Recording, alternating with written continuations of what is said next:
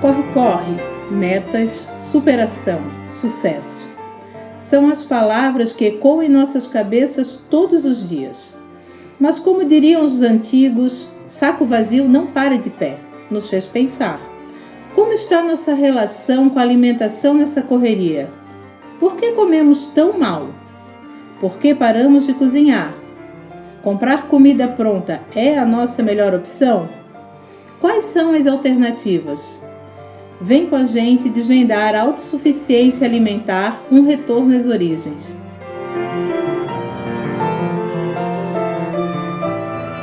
Se a gente pensar em alimento, a gente está pensando em vida.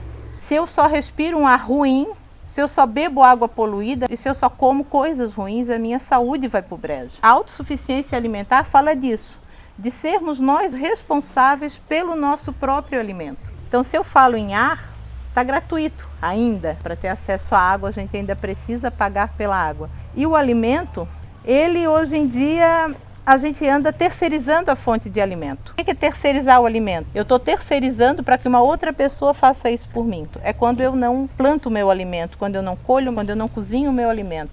O que nos fez cair nessa armadilha? Será que essa outra pessoa que está fazendo, ou essa empresa, ou essa indústria, ela vai entender as minhas necessidades, ela está preocupada com a minha saúde, ou será que só está preocupado em ter lucro? Isso nos parece um beco sem saída, mas existem pessoas que apostaram no êxodo urbano e estão produzindo agora o seu alimento. Meu nome é Nicolas, eu sou produtor rural aqui em São Pedro de Alcântara e o foco de trabalho que a gente tem aqui é um trabalho com sistemas agroflorestais, né? Lugares onde a gente planta visando a nossa autossuficiência, não é em relação só à comida, né? Mas também de insumos. O preço que existe, né, de comprar, além do problema ambiental, né, de comprar venenos, né, e adubos sintéticos, tem o custo ambiental e também tem o custo econômico, né?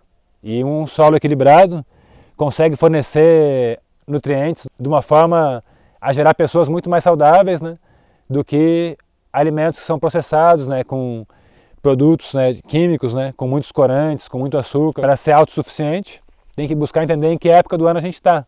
Entender que as plantas existem uma época do ano que elas estão produzindo mais, né? Entender que a gente consegue se adaptar ao local e comer o que existe disponível na região.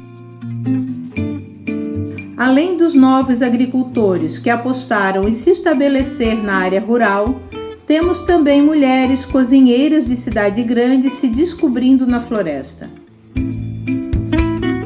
A autossuficiência alimentar, para mim,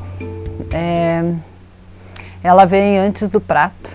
Começa quando a gente escolhe o que a gente vai comer e realmente vai lá e bota na terra e planta. Depois que planta, ainda tem todo um processo, né? Descobrindo esses processos, a gente já vai se nutrindo. O fruto, o alimento cresce diferente, cresce natural, vem com nutrientes de verdade.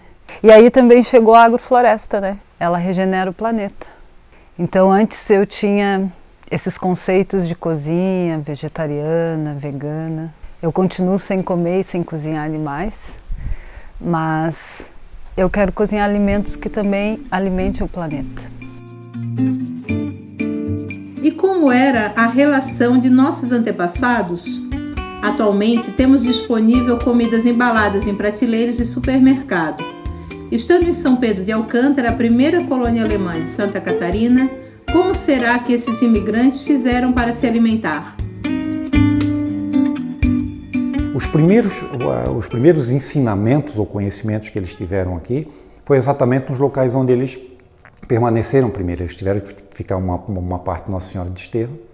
Então lá no convívio com as pessoas, na Lagoinha do Leste principalmente, eles possivelmente já viram uma plantação de aipim que eles não conheciam, né? Plantações de milho, plantação de diversas culturas que aqui se praticava e lá não. Chegando aqui em São Pedro de Alcântara, eles chegaram aqui, era mato fechado. Eles tiveram que derrubar o mato para depois fazer o plantio.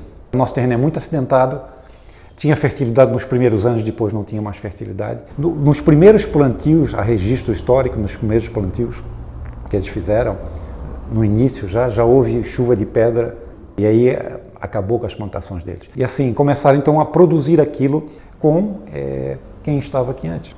Já estava aqui antes o negro, já estava aqui antes o luso-açoriano, já estava aqui antes o índio. Na realidade, eles tiveram que enfrentar essa realidade. Então, eles não tiveram ferramentas, eles não tiveram sementes, poucos tiveram. Tu imagina comida para 635 pessoas. E nesse tempo eles viveram de quê?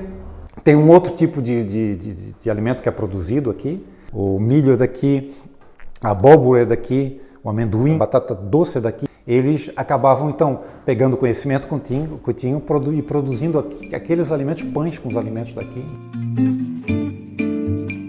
E quem sempre viveu na roça? Será que teve algum impacto com as facilidades da comida moderna? Como lidam com o desafio dos fast foods? Jovens, eles querem tudo muito rápido, muito lanche. E meu filho veio morar comigo e eu comecei meio que a entrar na onda deles. Comecei a ficar doente também. Engordei e fiquei sem saúde. Daí eu disse, não, isso não pode acontecer. E eu nunca fui assim. E daí eu disse, não, isso não está certo, vamos voltar. Como eu tive mais contato assim com os meus avós que moravam na área rural, a minha avó fazia tudo, eles tinham frutas, eles tinham horta. A minha avó fazia o pêssego em calda, fazia o doce de abóbora. E a minha mãe e meu pai sempre fizeram muita coisa em casa. A gente nunca teve o costume de ficar comprando coisas de terceiros, né? Porque a gente morava afastado do centro também. Meu marido é de centro urbano e eu cheguei assim com outro costume completamente diferente da família dele, né? E a gente acabou indo morar num sítio. Nesse sítio que a gente foi morar, eu queria que fosse uma área parecida com a do meu avô, que fosse produtiva e que dali a gente tirasse o nosso alimento. A gente sabe o que produz, a gente sabe o que a gente está comendo. Eu não perdi o costume da minha família de fazer a comida em casa, né? Hoje em dia, a maioria do pessoal é o iFood, né? Tudo muito rápido, tudo muito na pressa. Eu tive uma experiência com a minha filha, estudou, morou aqui o tempo inteiro. E quando ela foi para a cidade, ela ficou muito doente. Eu tive a ponto de trazê-la de volta para casa e começar tudo de novo. Era tudo novidade, era lanche, era isso, era aquilo. Daí eu comecei, tu tens que comer alimentação mais saudável, como antes. Hoje ela trabalha e leva tudo de casa, a comidinha dela é eu que faço. E é uma comidinha simples, mas é uma comida e a vida dela ficou normal de novo. Ela voltou a ter saúde, mas foi difícil. Daí que a gente vê como a alimentação impacta com a saúde da gente. A autossuficiência alimentar vai fazer sentido para você quando? Quando lhe faltar saúde é um motivo.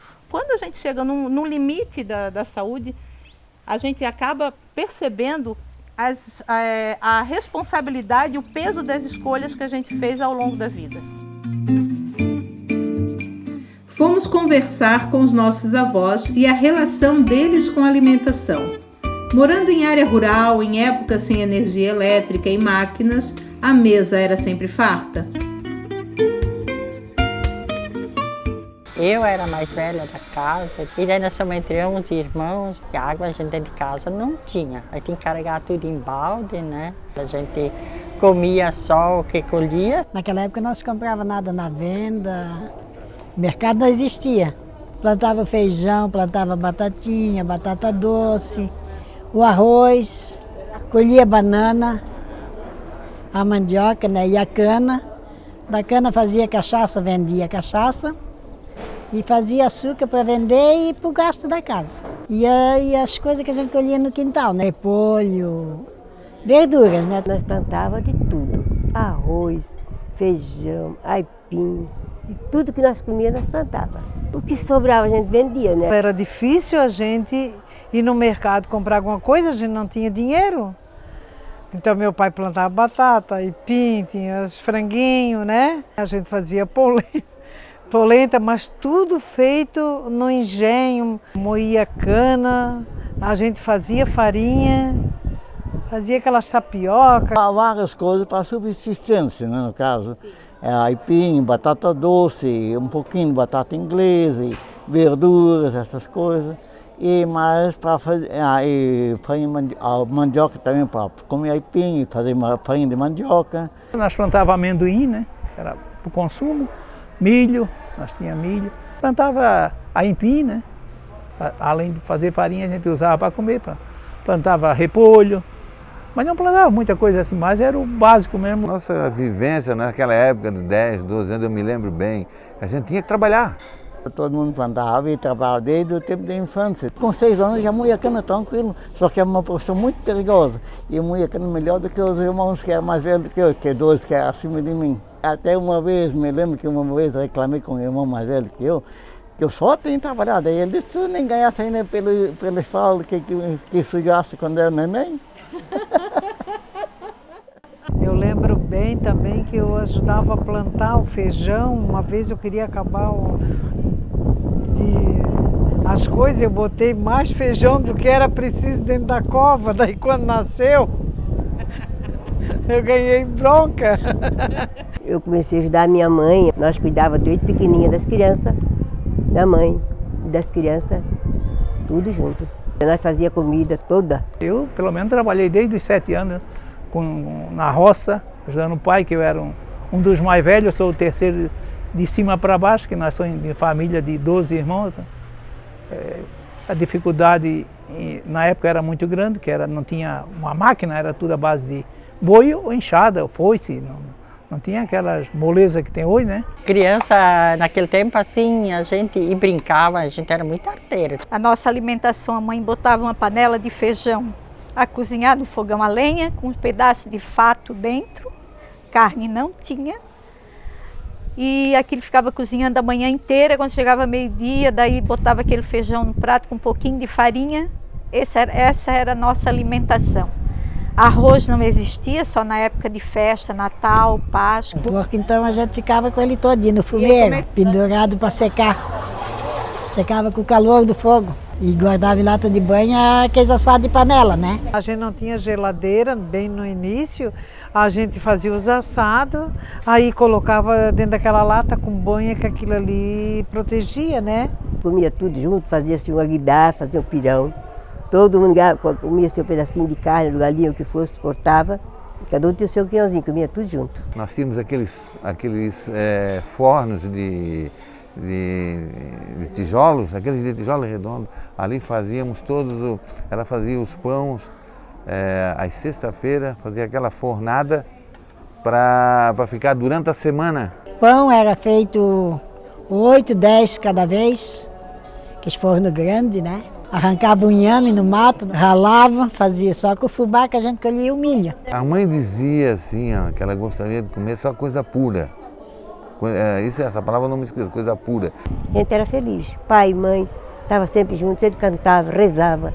Nós rezávamos muito, nós cantávamos junto. Eu planto o meu feijãozinho para comer, eu planto o meu quintal, eu cuido. A minha quintal agora, esse ano minha verdura está ruim, que não deu, né? Mas eu cuido do meu quintal. Você acha que eu vou viver 100 anos?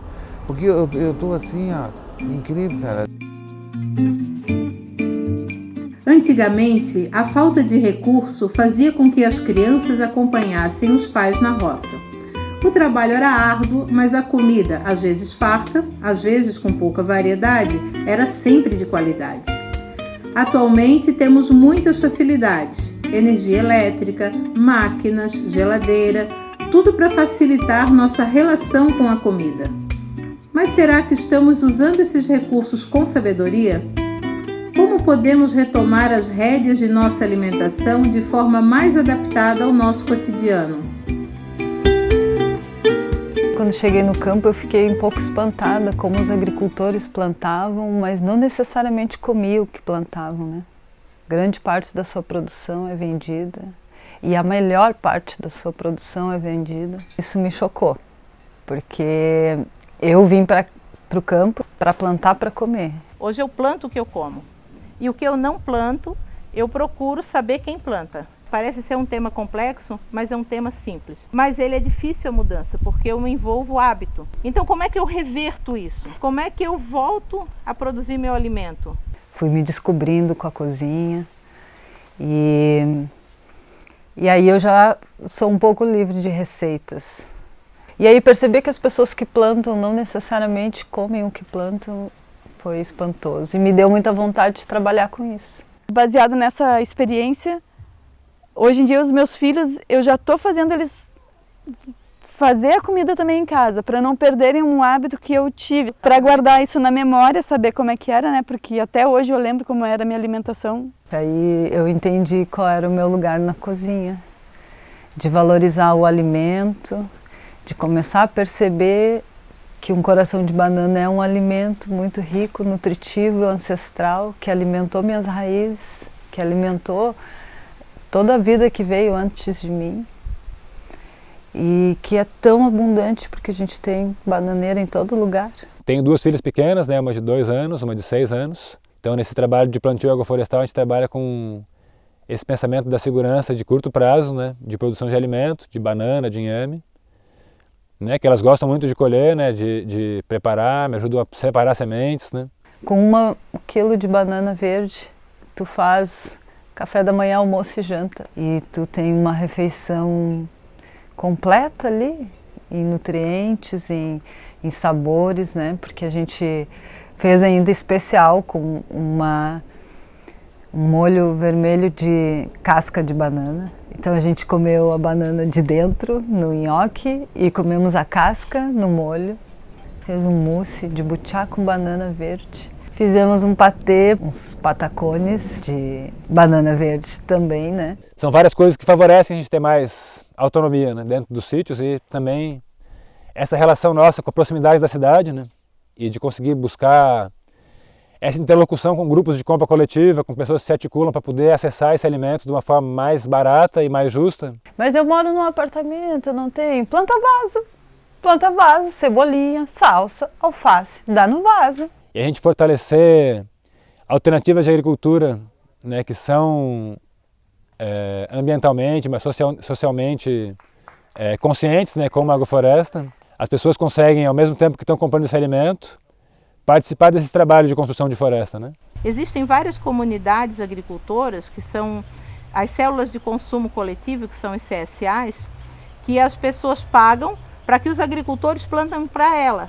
No dia de folga, por que eu vou bater perna no shopping? Por que eu não acho um mutirão de rede agroflorestal para interagir, para entender? No dia do domingo eu vou numa feira de agricultores locais e vou lá me envolver. Mas é na ação, eu acredito em ação. Então, autossuficiência alimentar é isso. É essa liberdade de fazer o seu próprio alimento, plantar, colher, cozinhar. E se eu não planto, não colho e não cozinho, eu saber exatamente de onde eu estou comprando. Eu honro muito a agricultura familiar e a agricultura orgânica, que fazem um trabalho incrível no mundo e no Brasil, né, que alimenta o povo. Então, autossuficiência alimentar é isso. Eu conhecer quem está plantando o meu alimento. Conhecer quem produz, participar de mutirões, compras coletivas, CSA, cozinhar em casa, envolver a família, ir a feiras agroecológicas, plantar alguma coisa em casa, se conectar com as raízes culinárias familiares. Esses são os caminhos que nos levarão a uma alimentação melhor e criar um novo cenário alimentar, mais saudável, mais participativo, mais justo e muito mais conectado com nossa essência.